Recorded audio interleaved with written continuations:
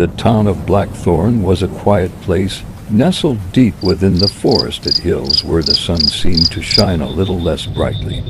Few visitors passed through its winding roads, and the townsfolk liked it that way.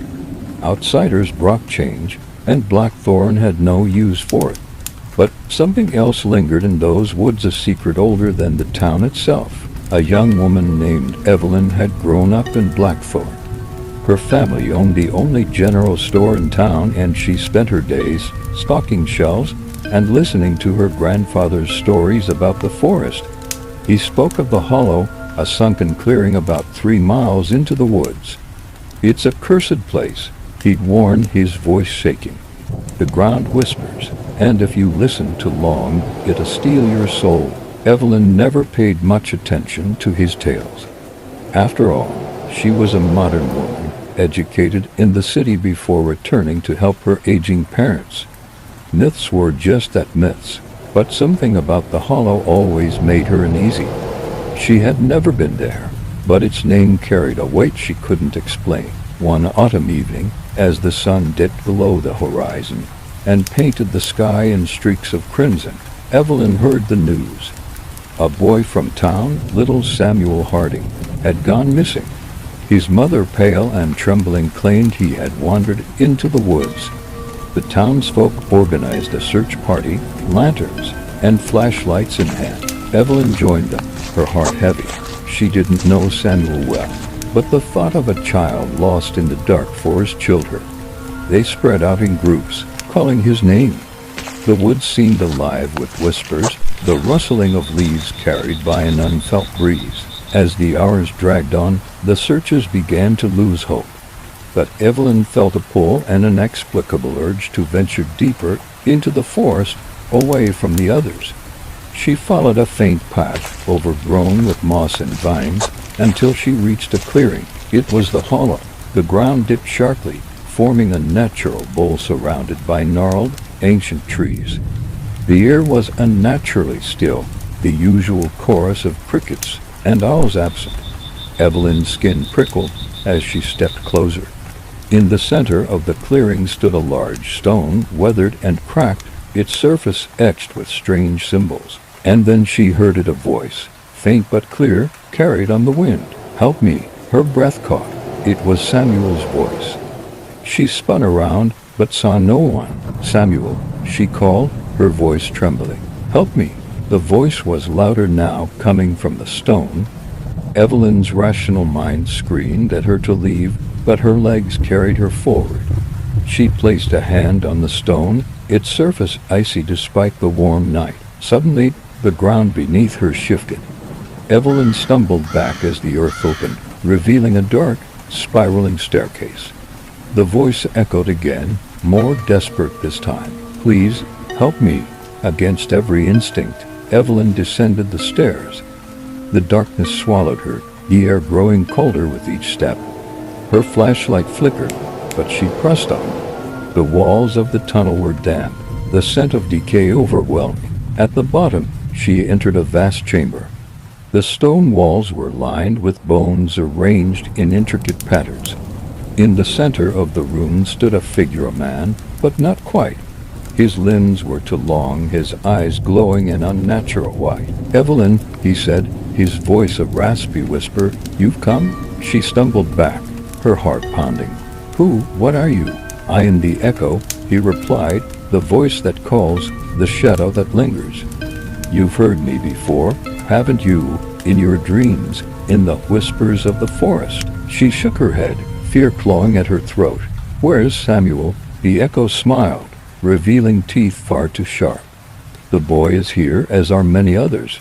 They answered my call, just as you have." Evelyn's flashlight flickered again, and in its brief illumination, she saw them, figures standing along the walls, their faces pale and eyes hollow. Samuel was among them, his small frame trembling. "Let them go," she shouted. The echo laughed, a sound that echoed endlessly in the chamber. "They are mine now, and soon you will be too." Evelyn's mind raced. She had no weapon, no plan. But then she remembered the stories, her grandfather's tales about the Hollow. He had always said the land was cursed, but that curses could be broken. She reached into her pocket, pulling out the small silver locket her grandfather had given her. It was engraved with protective runes, a charm passed down through generations. "Stay back," she yelled, holding the locket out like a shield. The echo recoiled, his form flickering. "That won't save you," he hissed, though his voice wavered. Evelyn stepped forward, her fear replaced by determination. "I won't let you take anyone else," she began to chant, the words spilling from her lips without conscious thought. The runes on the locket glowed, casting a brilliant light that filled the chamber. The echo screamed, his form dissolving into shadows. The ground trembled, the bones lining the walls crumbling to dust. The figure Samuel and the others collapsed to the floor, their eyes clearing. Evelyn rushed to Samuel, pulling him into her arms. "Let's go," she said, her voice firm despite the tremor in her hands. They ascended the staircase, the chamber collapsing behind them. As they emerged into the night, the entrance sealed itself, leaving no trace of the horrors behind. Back in town, Samuel was reunited with his mother, and the others were taken to the doctor. Evelyn didn't speak of what she'd seen, but the townsfolk knew. They looked at her with a mixture of gratitude and fear, whispering about the bravery of the girl who had faced the Hollow. Evelyn returned to her life, but she was forever changed. The forest no longer seemed quiet. Its whispers were louder than ever. And though the Hollow was sealed, she knew the echo was not gone. Late at night, as she lay in bed, she would hear a faint voice calling her name. This next story is called Beneath the Floorboards. The house had been a bargain. That was the first red flag. Amanda and her husband, Greg, had spent months searching for a place to call home, something close to the countryside but not too far from civilization. When the listing for the Old Victorian on Black Willow Road appeared, it seemed like fate. It was spacious, charming, and priced far below market value. The seller, an elderly woman named Mrs. Calloway, was eager to move into a care home and sell quickly. "Why so cheap?" Amanda had asked during the viewing. Mrs. Calloway gave a tight smile. "Just looking for a fresh start," she replied. "I've lived here long enough." The couple shrugged it off. Everyone had their reasons, and they weren't about to question good fortune. They signed the papers within days. It wasn't until they started renovations that things began to change. Greg had taken time off work to replace the floorboards in the living room. The original wood was warped and uneven, and Amanda had her heart set on polished oak. On the third day of the project, Greg called her into the room. "Look at this," he said, prying up a section of the floor. Beneath it was a small, hidden compartment containing an old leather-bound journal and a bundle of letters tied with twine. Amanda's curiosity flared. She carefully opened the journal, its brittle pages crackling under her touch. The handwriting was messy, scrawled in frantic loops and jagged lines. The letters were equally strange. Most were addressed to someone named Margaret and described sleepless nights and strange noises in the house. The final letter was the most chilling. "If you're reading this, I'm already gone. Don't let it out." Amanda and Greg exchanged uneasy glances. "It's probably just some old superstition," Greg said, brushing it off. People used to write all kinds of weird stuff back then, but Amanda couldn't shake the feeling that the words carried a weight of truth. That night, Amanda woke to a sound. At first, she thought it was just Greg shifting in his sleep, but then she heard it again, faint, rhythmic scratching. She held her breath, straining to locate the source. It seemed to be coming from below. She nudged Greg awake. "Do you hear that?" he groaned, pulling the pillow over his head. "It's an old house, Amanda. Go back to sleep." But Amanda couldn't. The sound was too deliberate, too steady. She spent the rest of the night sitting up in bed, her ears attuned to every creak and groan. The next day, Amanda insisted on calling a pest control company. Greg agreed, more to placate her than anything else. The exterminator spent hours inspecting the house, his flashlight sweeping across every dark corner. No sign of rats, he said finally. No droppings, no nests. Might just be the house settling. Amanda wasn't convinced, but she didn't press the issue. Greg, wake up. Amanda shook him frantically. He sat up, groggy. What now? Listen. The scratching stopped, but Amanda knew it wasn't nothing. Over the next few days, the noises escalated. Scratching turned into knocking, then banging. Amanda started noticing other things too, shadows darting just out of sight, cold spots in rooms that had been warm moments before. One afternoon, while Greg was out running errands, Amanda decided to investigate. Armed with a flashlight, she ventured into the basement. The air was damp and stale, and the single light bulb barely illuminated the space. She swept the flashlight beam across the walls, looking for anything unusual, and then she saw it a small, jagged hole in the far corner. Kneeling down, Amanda peered inside. The space beyond was pitch black, but she swore she could hear faint whispers. A sudden rush of cold air blasted her face, and she stumbled back, dropping the flashlight. The whispers grew louder, more insistent, before abruptly stopping. Heart pounding, Amanda fled upstairs. When she told Greg what had happened, he dismissed it as overactive imagination. You've been reading too much into that journal, he said. Let's just patch up the hole and forget about it. Reluctantly, Amanda agreed. Greg sealed the hole the next day, hammering a wooden plank over it. That night, the banging returned, louder than ever. It shook the walls, rattled the windows. Amanda and Greg huddled together in bed, both too terrified to move. And then came the voice, a low, guttural growl that echoed through the house. The next morning, Greg insisted they leave. This house is cursed, he said, throwing clothes into a suitcase. We need to get out of here. But Amanda wasn't ready to give up. Something was in the house, and she needed to know what. You go, she said. I'll stay and figure this out. Greg stared at her, incredulous. You're not serious. I am. I need answers. Greg. With a heavy heart, Greg left, promising to return in a few days. That night, Amanda returned to the basement. Armed with a crowbar and flashlight, she pried the plank off the hole. Taking a deep breath, Amanda crawled inside. The tunnel was narrow, the walls damp and lined with jagged rocks. Amanda's flashlight flickered, casting eerie shadows. After what felt like an eternity, the tunnel opened into a cavern. In the center stood a crude stone altar, stained dark with what could only be blood. Surrounding it were crude carvings etched into the walls, figures with elongated limbs and hollow eyes. As Amanda stepped closer, she noticed something else, a small wooden box resting on the altar. Her hands trembled as she opened it. Inside was a lock of hair, brittle with age, and a piece of parchment. The writing was faded but legible. It feeds on fear. Do not let it free. A sudden, guttural growl echoed through the cavern. Amanda spun around, her flashlight illuminating a pair of glowing eyes in the darkness. The creature lunged. Amanda woke in her bed, drenched in sweat. It was morning. Had it been a nightmare? But as she sat up, she noticed her hands were scratched and filthy, and on the nightstand was the wooden box. The end.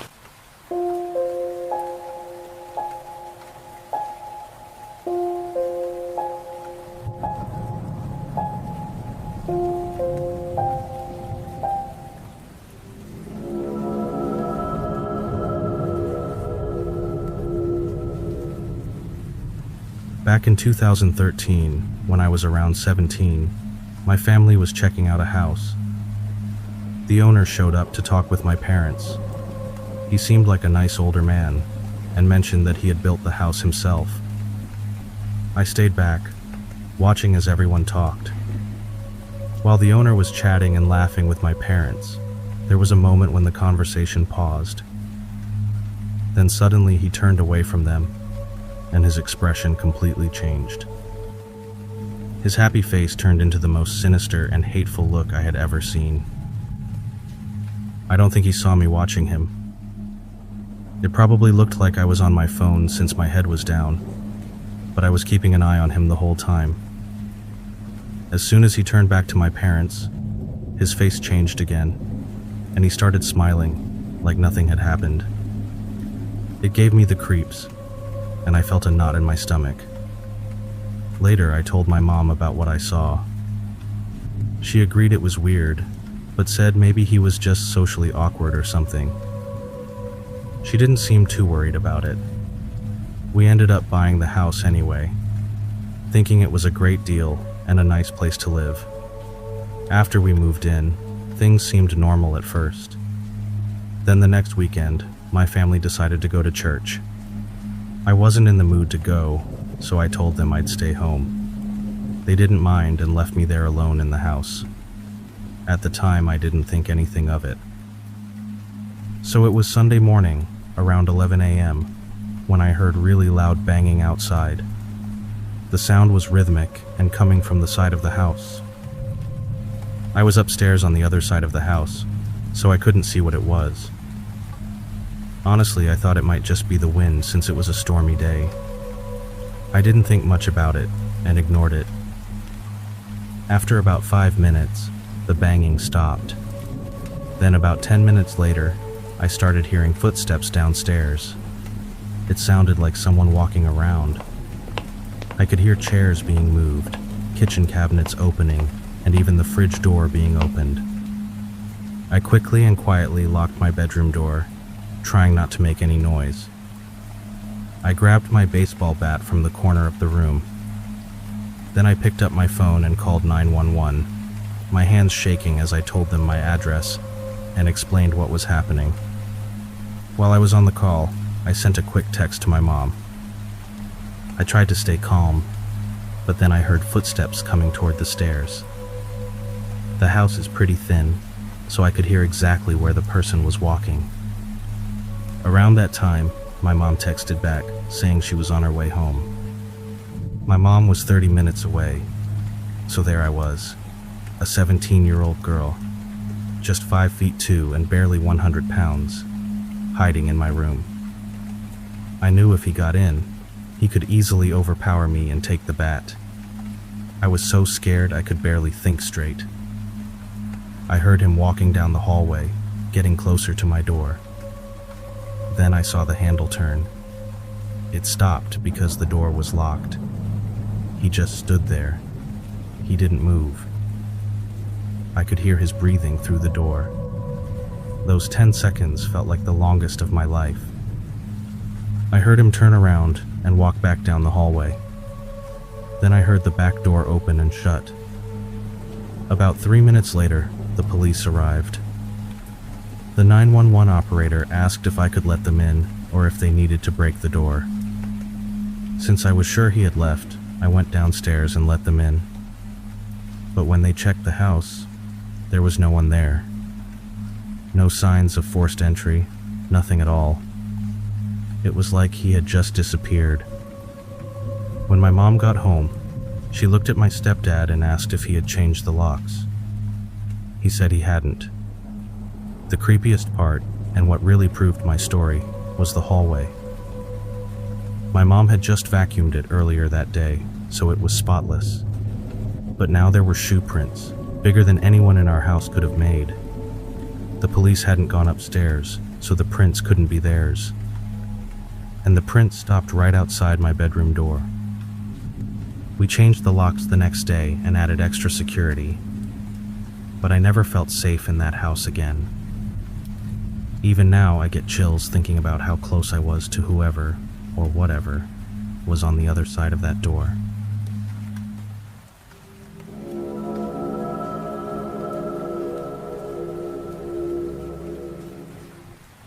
My wife and I bought a house in rural Missouri, which was built in 1997. Now, the first owner passed away in 2022 after a serious illness. While he was sick, he stayed in a room that wasn't the master bedroom. His wife lived there for many years after he was gone. She didn't want to sell the house, but had to, because she couldn't keep up with the mortgage payments. When we first started moving in, we stayed at a hotel 20 miles away. The house used to be a horse ranch and is deep in the countryside. Then one day, I turned on a hallway light and left it on all day and night, but I found it turned off 3 times that same day. This hallway is very dark, and it's near the bedroom and bathroom where the man stayed when he was sick. My wife and I were busy moving in, so we kept going back and forth between Walmart, the hotel, and grabbing food during the day. It was a lot of running around, and we were both tired. When I finally got back to the house, I noticed the hallway light was off again. I casually asked my wife if she had turned it off. She looked confused and said, "No. Why?" Feeling frustrated, I told her it must have been her. When I looked at the light switch, it was clear that it clicks on and off firmly. Earlier that same day, I was the first one to go into the house while my wife was in the barn, about 200 feet away. We had left our dogs in the laundry room overnight, and this was the first time we came back to the house that day. I went out onto the back patio through the sliding door and opened the outside door to the laundry room to let the dogs out. I stepped into the laundry room and closed the door behind me. I tried to turn the laundry door handle.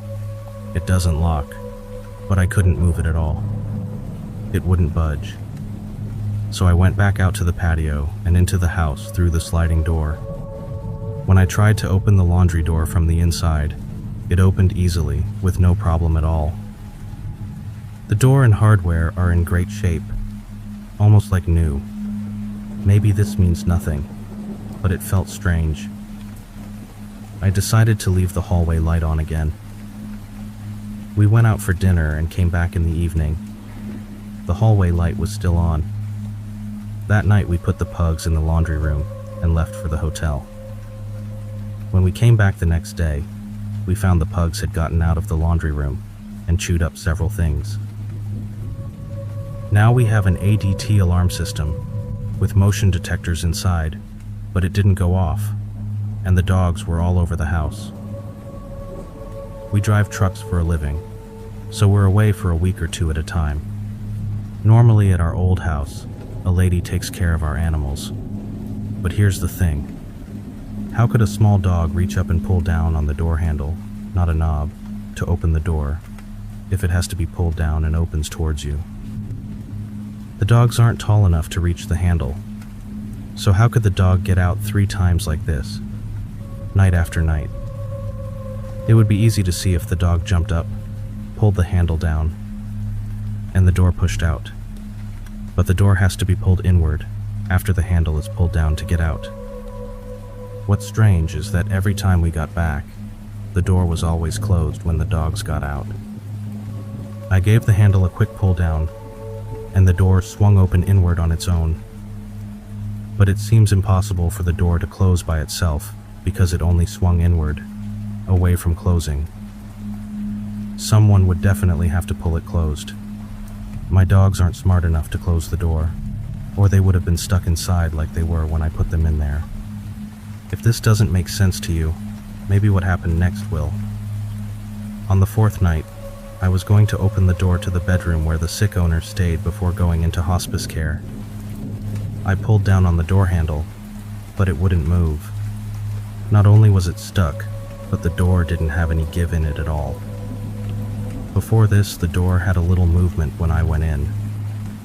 It felt like something on the other side was using all its strength to push against the door. The handle wouldn't move. It's a lockable handle, as I pushed on it, but then suddenly, it gave way like someone had quickly let go of it.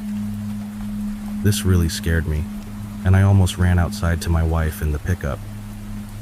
The door handle made no noise when it released, none at all. It was more than spine tingling. It really scared me. I was so scared I can't even explain it. Right now we aren't living in the house because it flooded a few weeks ago. We're back in California, waiting for possible repairs.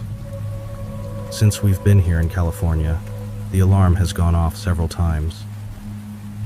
The last alarm went off a few days ago. A DT said the front door was opened and there was motion in the front room, but the officer said everything was secure. This has happened twice. It's been quiet since then, but we're not sure if we want to live there even after the house is repaired. As believers, we're not sure what to do. We tried blessing the house, but some of this strange stuff has happened even after we left.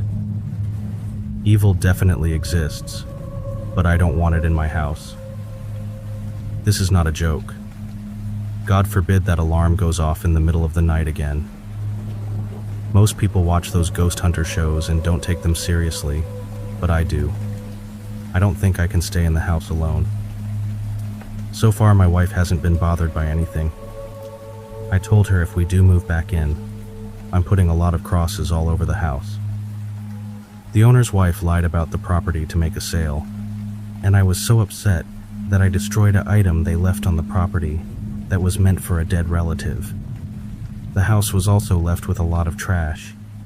I've tried to fix what I destroyed, but I can't find the missing pieces after all these months.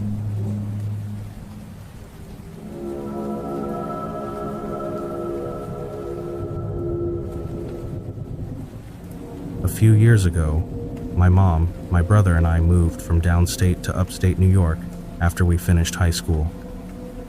And we ended up in a neighborhood mostly filled with older people. Our house used to belong to an elderly couple, but they didn't pass away. They just moved out. In the first year of living there, not much strange stuff happened. The only thing was hearing footsteps in my mom's bedroom upstairs while I was in the basement. I was the only one home, so it was odd. I tried to tell myself it was just house noises, but I didn't really believe that. That same year, on Thanksgiving morning, I was in charge of loading all the food we made into the car parked in the driveway. It was a chilly morning, and I was rushing a little to make sure everything fit without messing up the pies or casseroles. As I carefully placed the last pie into the car, I suddenly heard an older woman's voice behind me. She said, "You'd better be careful with that." She sounded like she was teasing me. I clearly remember rolling my eyes since I was facing the house and had my back to her. I put on a polite smile, ready to turn around and chat with her. But when I turned around, there was no one. I looked up and down the street, thinking maybe the old woman had been walking by and moved along, but I didn't see anyone. For a moment, I thought I must have imagined it, but it felt too real to be in my head. I figured it had to be my brother playing a joke on me, maybe pretending to sound like an old lady. I checked the porch and the garage to find him, but he wasn't there either. My mom came outside right then, and I asked her if she had told me to be careful.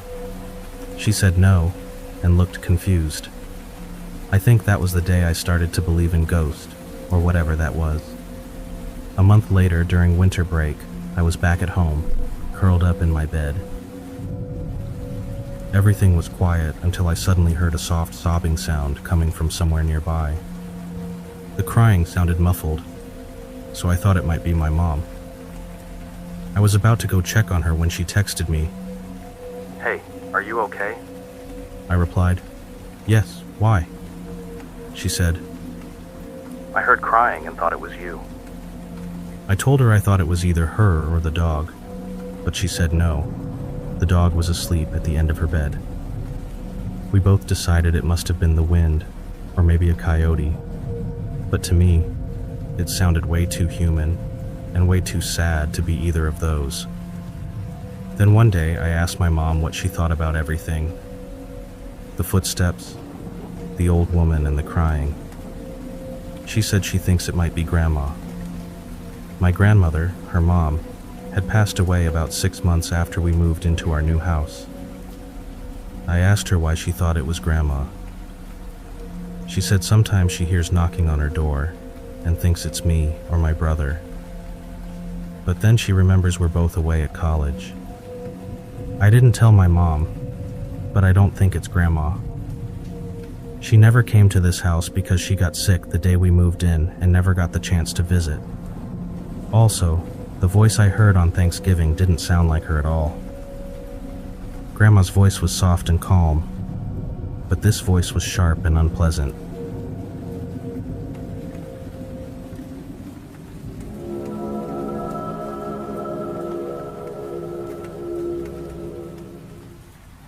When I was about 12 years old, living in Kansas, something really disturbing happened that I'll never forget. So I was in my room, sitting on the floor playing Halo on my old Xbox. My parents had gone out to run errands, and my older sister was working a shift at her job, so I was home alone. Well, not completely alone. I had our 2 dogs with me. One was a little terrier, and the other was a Bichon Frise.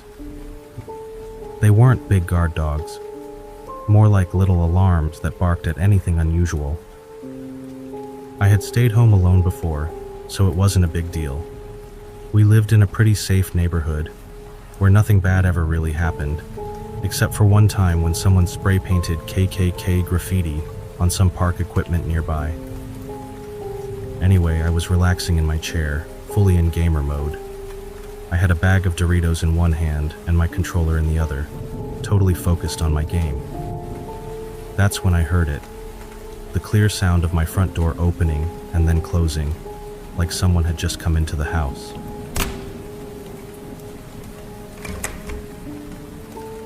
The room I was in faced the backyard, so I couldn't see the front door or who might be coming in. When I heard the sound of the door opening and closing, my 2 dogs immediately perked up and bolted into the living room. I thought it must be my parents coming home early. Maybe they'd finished their errands faster than expected, but still something about it felt off. Just to be sure, I called out, "Mom? Dad? Is that you?" My voice echoed through the house, but no one answered, which made me feel a little nervous.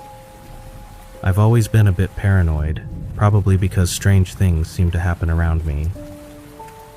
My dogs weren't barking like they usually do when someone comes home, and that felt strange. I paused my game and got up to check. I walked into the living room, but there was no one there.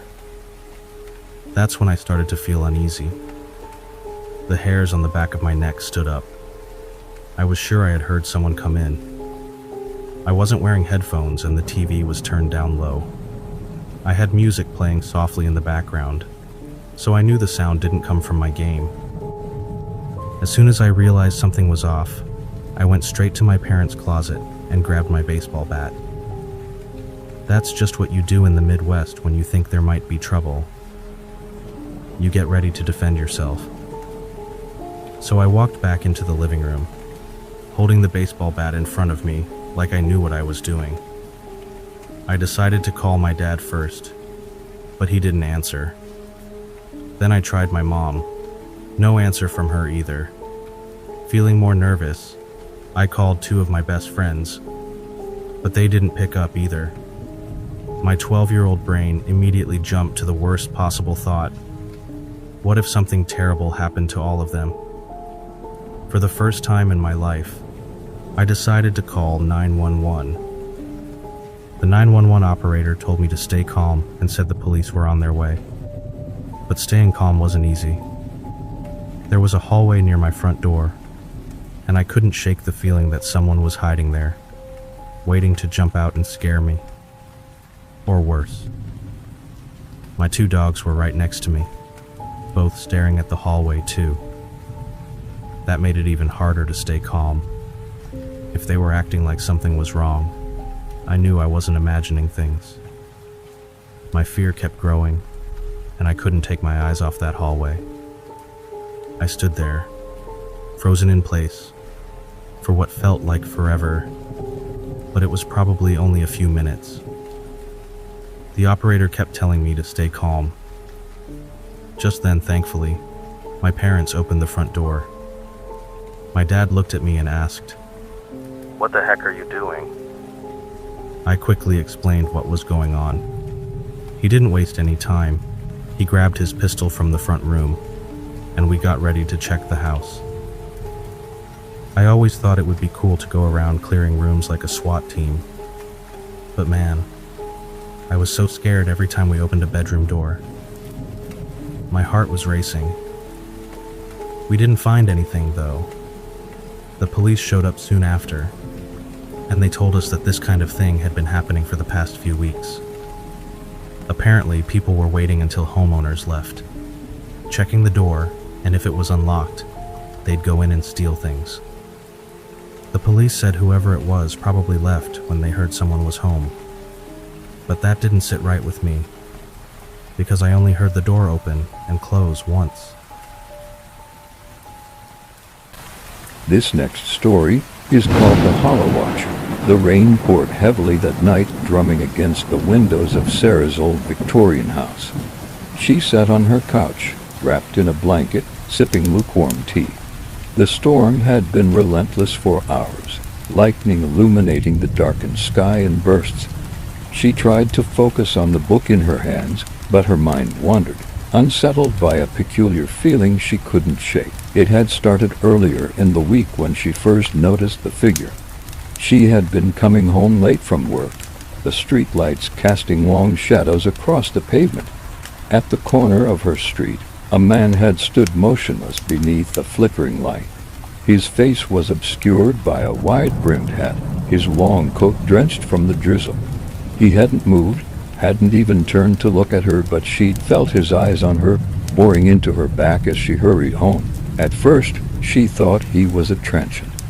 But over the next few days, she saw him again and again, always standing under the same flickering street light, always in the same pose. She told herself it was a coincidence, but as the days passed, the unease settled deep into her chest. That night, as the storm raged, Sarah tried to shake the memory of him. She had double-checked the locks on her doors and windows, reassuring herself that no one could get in. Yet the feeling of being watched lingered, creeping over her like a shadow. Her phone buzzed on the coffee table, startling her. It was a text from her friend Claire. "Hey, you okay? This storm's insane." Sarah smiled weakly. Claire always had a knack for checking in at the right moments. "Yeah, just writing it out. Kinda spooky, though," she replied. Claire's response came almost instantly. "Spooky? You're not still seeing that guy, are you?" Sarah hesitated. She hadn't told Claire much, just a vague mention of a man she kept seeing near her street. "No," she typed. "I think it's all in my head." Before Claire could respond, there was a sharp knock at the front door. Sarah froze. The sound was barely audible over the storm, but it was unmistakable. She stared at the door, her heart pounding. Who would be out in this weather? Another knock, louder this time. The sound echoed through the house, sending a shiver down her spine. She stood slowly, her bare feet cold against the hardwood floor. "Who's there?" she called out, her voice trembling. No answer. She approached the door cautiously, peering through the peephole. The porch light flickered, casting erratic shadows, but there was no one there. Her breath fogged the glass as she exhaled sharply. "It's just the wind," she told herself.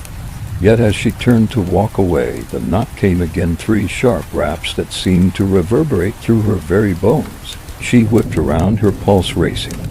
"Who is it?" she demanded, louder this time. Still no answer. This time, she threw the deadbolt and flung the door open, the rain immediately soaking the threshold. But the porch was empty. She stepped out cautiously, squinting into the downpour. The street was deserted, the storm muting all other sounds. Only the flickering street light at the corner offered any movement. She hurried back inside, locking the door behind her.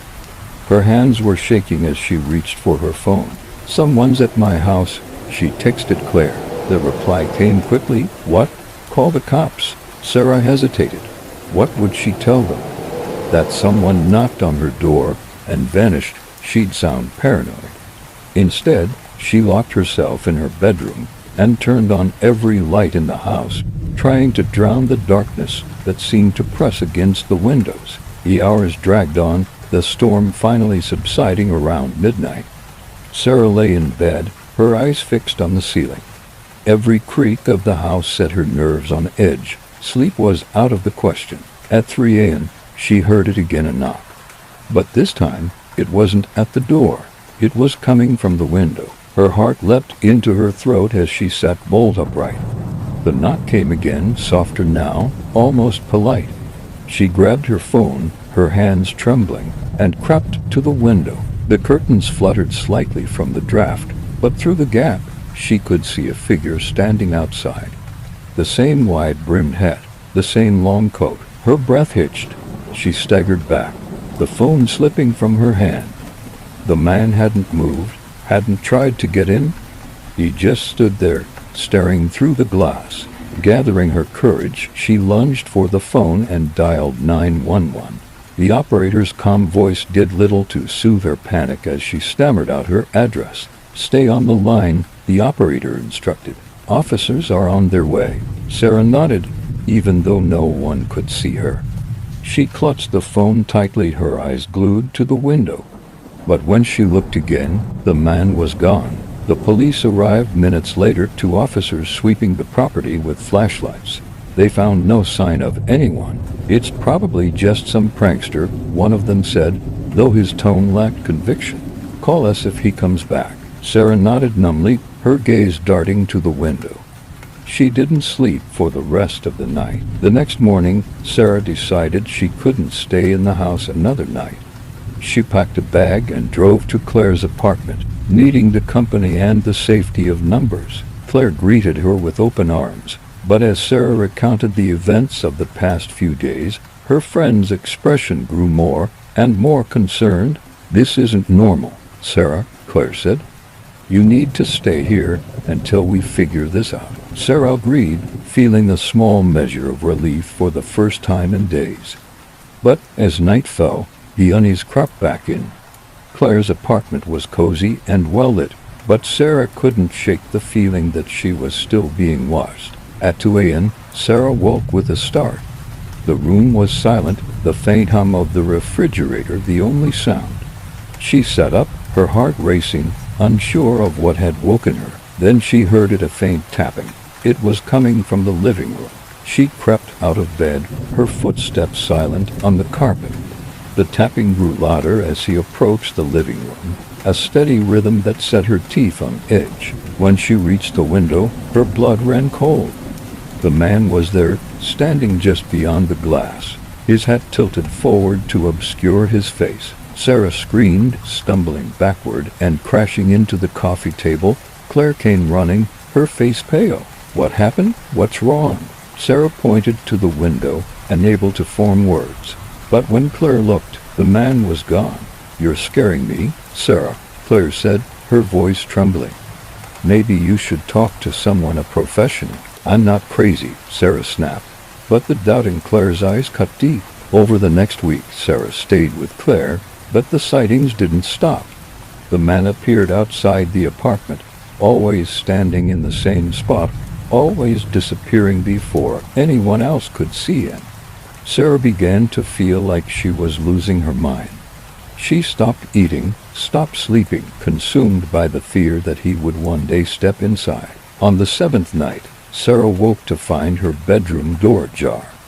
The sight filled her with dread. She distinctly remembered closing it before going to bed. She got up slowly, every muscle in her body tensed. As she stepped into the hallway, she saw him. The man in the wide-brimmed hat stood at the end of the corridor, his figure dark against the dim light. This time, he wasn't outside. He was inside. Sarah backed away, her voice caught in her throat. The man stepped forward, his movements slow and deliberate. "Why?" she managed to whisper, tears streaming down her face. "What do you want?" The man stopped, tilting his head as if considering her question. Then, in a voice that sounded like the rustling of dead leaves, he said, "I want what was promised." Before Sarah could respond, the lights flickered and went out. The house was plunged into darkness, and when she fumbled for her phone to use its flashlight, the man was gone. The next morning, Claire found Sarah huddled in a corner, trembling and incoherent. She called an ambulance, fearing for her friend's sanity. Sarah was admitted to a psychiatric hospital, where she remained for several weeks. She refused to speak about what she'd seen, but she couldn't shake the feeling that the man was still watching her, waiting for something she couldn't remember. One night, as she stared out the window of her hospital room, she saw him again, standing beneath the streetlight outside. His hat was tilted forward, his coat billowing in the windless night. And though she couldn't see his face, She knew he was smiling. One night, as she was unpacking boxes in her new home, Claire noticed something strange. Beneath the light at the end of her street, a man stood motionless, wearing a wide-brimmed hat and a long coat. Claire's breath caught. She closed the curtains quickly, her hands shaking, but when she turned around, he was already inside.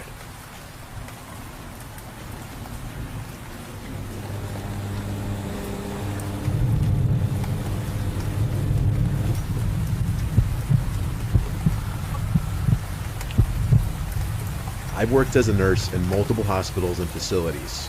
Before the current hospital I work at, I worked at a geriatric hospital 30 minutes from my house. I had experience working with older patients before, so this was nothing new to me. I had been working at this hospital for only a couple of weeks, and you'll soon understand why. This was on my second to last shift at this hospital, unbeknownst to me at the start of that night. I was working the graveyard shift, and I was running on negative hours of sleep. I was assigned to the Alzheimer's ward. The patients in this ward absolutely adored me. My presence as a young girl in her 20s among the residents of this ward who were otherwise left to themselves to float around in their minds, I'm sure saw me as a breath of fresh air, someone who could tie them to the now or to the everyday. If you're just left to yourself, you can mentally go to other places, but with someone else in your space, you're tied to that moment in time. I was dealing with a number of patients that night, but one was a little more restless than the others. Her name was Lena.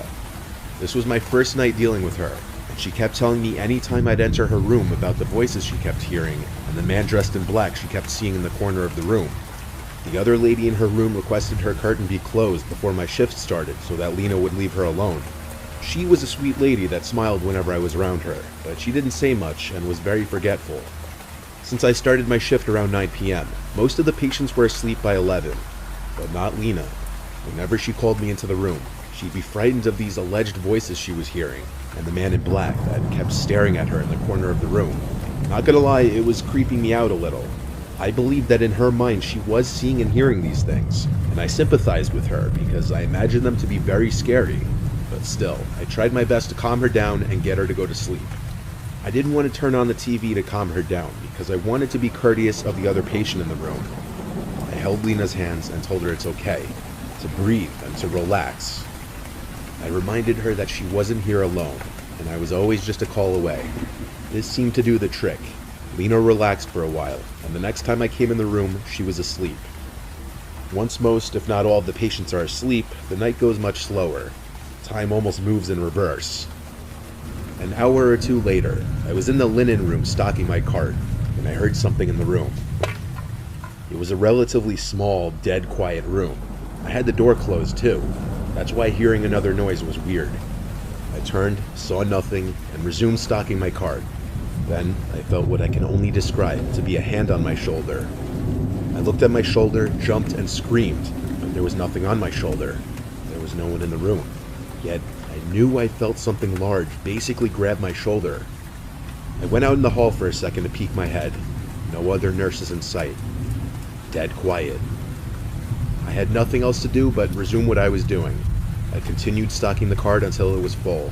Then I turned to face the door, and I fell to the floor and started screaming as my heart was immediately in my throat. There was a man dressed in black standing outside the door, looking through the glass, smiling. My screams were loud enough to wake the entire ward. The man disappeared out of sight through the glass window of the door.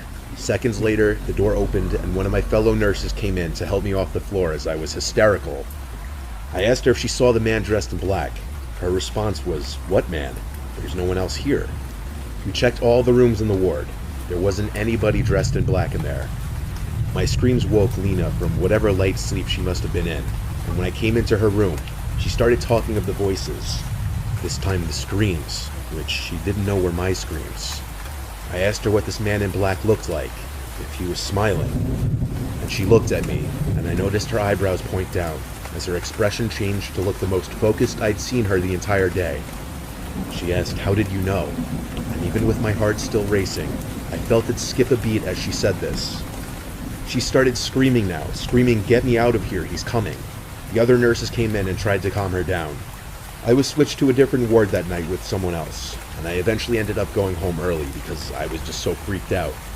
I texted the head nurse the next day that my next shift would be my last, that the experience traumatized me, and that I didn't really want to be in that building anymore. I got as friendly of a response as I could have hoped for. I've never been diagnosed with anything, nor have I ever dealt with hallucinations of any kind. I'm aware of the effects of lack of sleep, but this was next level. I don't know if my mind started playing tricks on me from what Lena was telling me all night, but the feeling of the hand on my shoulder, the image of the smiling man behind the glass door, matching the description a patient kept giving multiple times. This was one of those once-in-a-lifetime, unexplainable supernatural occurrences. At least, I hope it was once in a lifetime. Before the next story, I want to thank Guardio for sponsoring this video. Stories like the ones you hear on this channel are the reason why you need to be vigilant of your surroundings, but many people spend a majority of their time on the internet, so it's also important to be vigilant regarding your safety browsing the web. Guardio is an easy-to-use browser extension that, simply put, keeps you safe from scams and identity theft, so that you can do what you do online without worrying. By using Guardio, you'll protect your online browsing and information, avoid installing malware and falling victim to scams, and you'll get real-time alerts on any device when your information could be at risk. Everybody's encountered dangerous and annoying pop-ups while browsing the web. Guardio will immediately block any sites and providers that send you malvertising pop-ups so you can browse in peace. Being a YouTuber means hours of work online, so I wasn't too surprised when Guardio showed me all the existing threats on my system. Right now, Guardio is offering a special deal for my viewers. 20% off the monthly subscription if you use my link. So if you want a clean and secure browsing experience, go to guard.io/Mr. Nightmare, link in the description, and check out their affordable premium plan for full protection.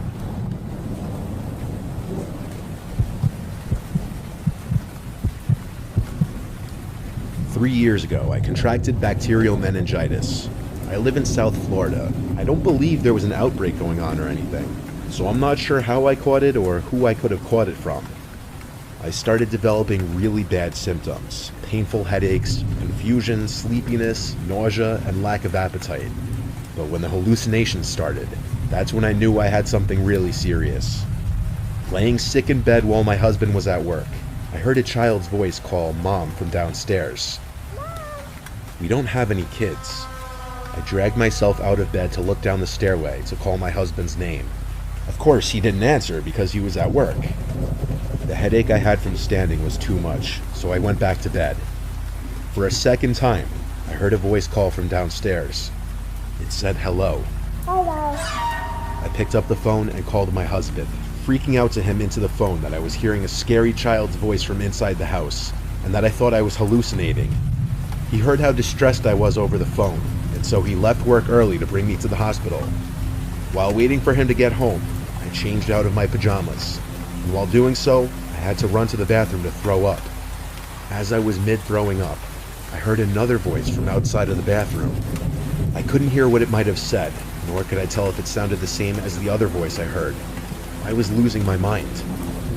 I wasn't diagnosed until I arrived at the hospital, and apparently, if untreated, what I had could be very serious, even fatal. The doctor told me the hallucinations part was rather unusual, but not unheard of. I was given antibiotics through a needle shortly after I arrived at the hospital with my husband. The doctor told me that I was fortunate to have come to the hospital so quickly, as if I had waited much longer, this could have had lasting effects or possibly have been fatal. My husband stayed with me for a few hours in the room. I was told I was going to have to stay there for a few days to a week, given the severity of my symptoms. Around 10 o'clock, my husband left to go home, as he had work the next day. The nurse told me call her if I should have any issues. Though I still felt like absolute death, I nodded off pretty quickly. I started having this dream where my ex-husband was in the room, over my bed, looking down at me, talking. He was saying horrible things about my current husband. He patted my head and said he was glad I was okay, and that he came as soon as he saw my husband left. He went into this rant about how he despises my current husband and wants to kill him. He kept rubbing my forehead, then left the room. I often have bad dreams about my ex-husband because of how toxic and abusive our marriage was, why it ended, which I'd rather not include. I woke up in this drowsy, lightheaded state and looked around the room. There was a chair pulled up in front of my hospital bed, but no one was sitting in it. It wasn't like that when my husband left. It was still the middle of the night, so I went back to sleep. I woke up the next morning to the nurse in the room. I told her about the weirdly vivid dream I had, and she laughed and told me that wasn't a dream, that my cousin came to visit me last night. I told her I don't have any cousins that live in this state. She looked more serious now and said, "Well, someone who said they're your cousin David visited you late last night." David was the name of my ex-husband. After explaining better, the nurse got a doctor. The doctor told me the antibiotics may have caused delirium, which hindered my ability to recognize sleep from wakefulness, hence why I was so vividly hearing what David was saying. I called my husband to tell him what happened, and of course he was livid and concerned. He came back again that night after work. But that day, I texted David, asking what the hell he was thinking visiting me, and how did he know I was in the hospital. My text delivered, but he ignored it. I sent a follow-up, telling him I heard all of his threats towards my husband and that I'd be getting police involved. And minutes later, he responded saying, "I never made any threats towards your husband. I was simply there when I heard what happened to make sure you were okay. You must have heard things in your sleep." I responded, "Stay out of my life or I'll get police involved again." He didn't respond after this. I never told my husband about the threats I heard in my drowsy half-asleep state, because I didn't know if they were real or not. With the mix of the antibiotics and my already having weird audible hallucinations the day before, I don't think it's impossible that what I heard wasn't actually what was said. But I could be wrong. I left the hospital the next week.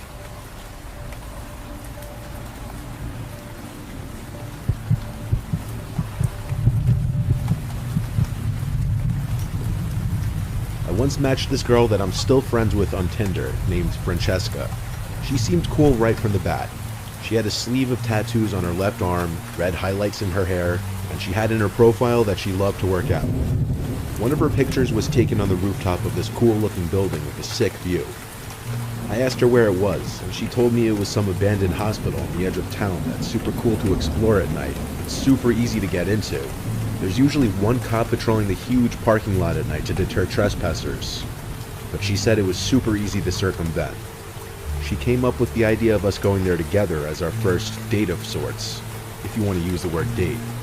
I was totally on board with it. She seemed cool, and it seemed like a cool, different kind of way to meet someone as opposed to the usual let's get drinks.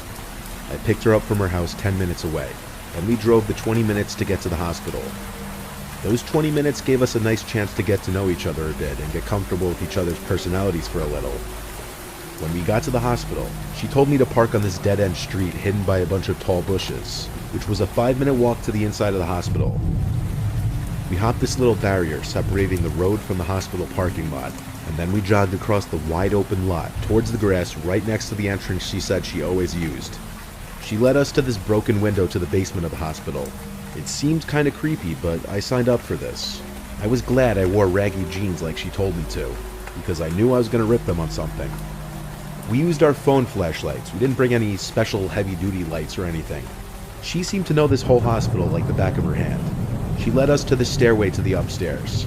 I gotta say, being alone with one other person in a place like this at night was very scary, but I had no idea how scary it was about to get.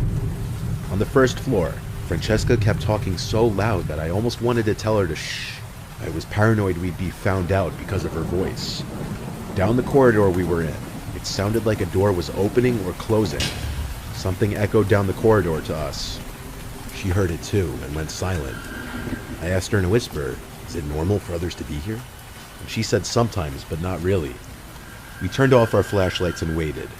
Suddenly there was a bang, much closer to us now. We both scrambled in the dark. I followed her, barely able to see. We made it back to the stairway and ran up the stairs with our lights back on. When we were a couple levels higher, we felt it was okay to speak at a normal volume again. Francesca told me the police never come in here, so it may have been other explorers. But the weird thing was there was no sign of another light in that corridor. Nobody normal would be walking in the dark. Then we heard sounds echoing from the exit stair shaft, where we just were. Someone was coming up the stairs. Once again, we scrambled. She led the way, saying she knew where to go. We ran for a few minutes through this maze of a building. I was truly freaking out. It seemed like we were being followed, and I wasn't sure if I would rather have it been the cops or someone else. She led us to this mini outside spot. We weren't on the highest rooftop, but I guess we were on what you'd call the rooftop of this level. We stopped to catch our breath. The whole being followed thing was killing the vibe completely. Even she seemed concerned, and I looked to her as the expert with this place. After a few minutes, we relaxed a bit and went through this broken window into the ceiling of this one large room. This part was scary because she wanted to walk along these long, narrow wooden planks with a 10-foot drop below us. A fall from this height would cause injury, but I didn't want to seem like a pussy. I followed her across this sketchy long wooden board until we got to the top of this pillar where one board stopped and another one started. We sat on this pillar to just chill and talk, with our legs dangling over the edge overlooking the darkness below. It was creepy in there, and I thought we were all alone, until there was a sound from below us. It sounded like someone walking. Our presence was already made known to whoever was in there, so we turned on our flashlights and aimed them down below. And right below us, standing at the pillar, looking up at us, there was this 40-something-year-old man in a black Carhartt beanie, wearing a black jacket and black sweatpants. He smiled at us and said in this creepy deep voice, "Come on down," as he was waving us to come down. I asked, "Are you police?" He disregarded my question as if he didn't hear me and repeated, "Come on down," with his creepy smile. Francesca and I got up scared and started walking back across the narrow piece of wood. I was even more scared of falling now than before. I had no idea what that man would do to us. As we were about halfway across, the man hurried out of the room below us through a door. He was most definitely going to try to catch us. We had to hurry. We made it across and tried to get out of there, knowing that man was dangerous. As we were running down the stairs in the shaft on the opposite side of the hospital, we heard the door a few flights above us open and slam shut, and then footsteps stomping down the steps. He somehow had followed us. We were hauling ass as if we were running for our lives. We made it back to the first floor, and we ran back to the opposite side of the hospital where we entered from. We went back to the basement and climbed through the broken window. The whole process of climbing through that window was haunting, because I went out second, and I was afraid my legs would be grabbed at any moment. But I think by that point we lost the man. We ran back across the parking lot back to my car, and when we made it, first thing we did was lock the doors and catch our breath again. That was a complete nightmare, and somehow, us getting through it together created a sort of instant bond between us. We drove away from there and stopped at a Wendy's to get food and just collect our thoughts in the car. We chilled for an hour just talking, and then I dropped her off. Francesca and I have stayed in contact through the years, and while we were romantically involved for a few months, we ended up just staying good friends. Neither of us ever returned to that hospital again.